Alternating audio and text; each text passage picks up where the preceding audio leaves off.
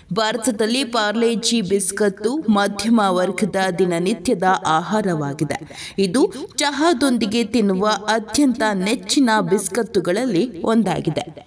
ಇದು ಬಹುತೇಕ ಎಲ್ಲ ಭಾರತೀಯ ಕುಟುಂಬಗಳಿಗೆ ಪರಿಚಿತವಾಗಿದೆ. ಆದಾಗ್ಯೂ ಯುದ್ಧದಿಂದ ಹಾನಿಗೊಳಗಾದ ಗಾಜಾ ಪಟ್ಟಿಯಲ್ಲಿ ಈ ಐಕಾನಿಕ್ ಭಾರತೀಯ ಬಿಸ್ಕತ್ತು ವಿಭಿನ್ನ ಗುರುತನ್ನು ಪಡೆದುಕೊಂಡಿದ್ದು, ಅದು ದುಬಾರಿ ವಸ್ತುವಾಗಿದೆ. ಜಗತ್ತಿನಲ್ಲಿ ಯುದ್ಧ ನಡೆದಾಗಲೆಲ್ಲ ಸಾಮಾನ್ಯ ನಾಗರಿಕರು ಅದಕ್ಕೆ ದೊಡ್ಡ ಬೆಲೆ ತೆರಬೇಕಾಗುತ್ತದೆ.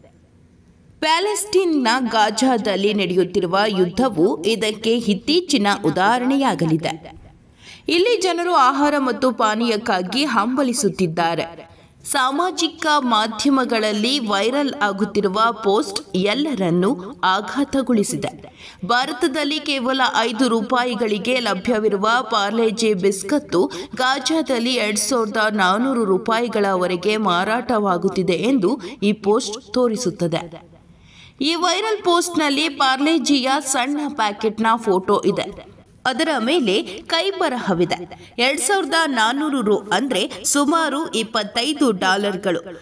ಈ ಬೆಲೆ ನೋಡಿ ಎಲ್ಲರೂ ಆಶ್ಚರ್ಯಚಕಿತರಾಗಿದ್ದಾರೆ. ಆದರೆ ಇದು ಕೇವಲ ಬಿಸ್ಕತ್ತುಗಳ ಬೆಲೆಯಲ್ಲ. ಅಲ್ಲಿನ ಜನರು ತಮ್ಮ ಹಸಿವನ್ನು ನೀಗಿಸಿಕೊಳ್ಳಲು ಪಾವತಿಸುತ್ತಿರುವ ಯುದ್ಧದ ಬೆಲೆ. ತಿಂಗಳುಗಳಿಂದ ಗಾಜಾದಲ್ಲಿ ನಡೆಯುತ್ತಿರುವ ಯುದ್ಧದಿಂದಾಗಿ ಅಲ್ಲಿನ ಪೂರೈಕೆ ಸರಪಳಿಯ ಮೇಲೆ ತೀವ್ರ ಪರಿಣಾಮ ಬೀರಿದೆ. ಗಡಿಗಳನ್ನು ಮುಚ್ಚಲಾಗಿದೆ, ಮಾರುಕಟ್ಟೆಗಳನ್ನು ಮುಚ್ಚಲಾಗಿದೆ. ಜನರಲ್ಲಿ ಹಣ ಅಥವಾ ಆಹಾರವಿಲ್ಲ.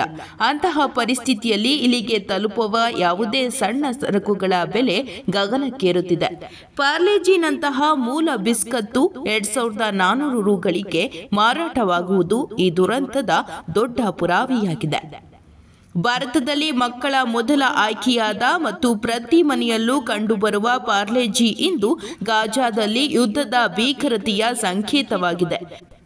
ಯುದ್ಧವನ್ನು ಕ್ಷಿಪಣಿಗಳೊಂದಿಗೆ ಮಾತ್ರವಲ್ಲದೆ ಸಾಮಾನ್ಯ ಮನುಷ್ಯನ ತಟ್ಟೆಯೊಂದಿಗೆ ಸಹ ಹೋರಾಡಲಾಗುತ್ತದೆ ಎಂದು ಇದು ತೋರಿಸುತ್ತದೆ.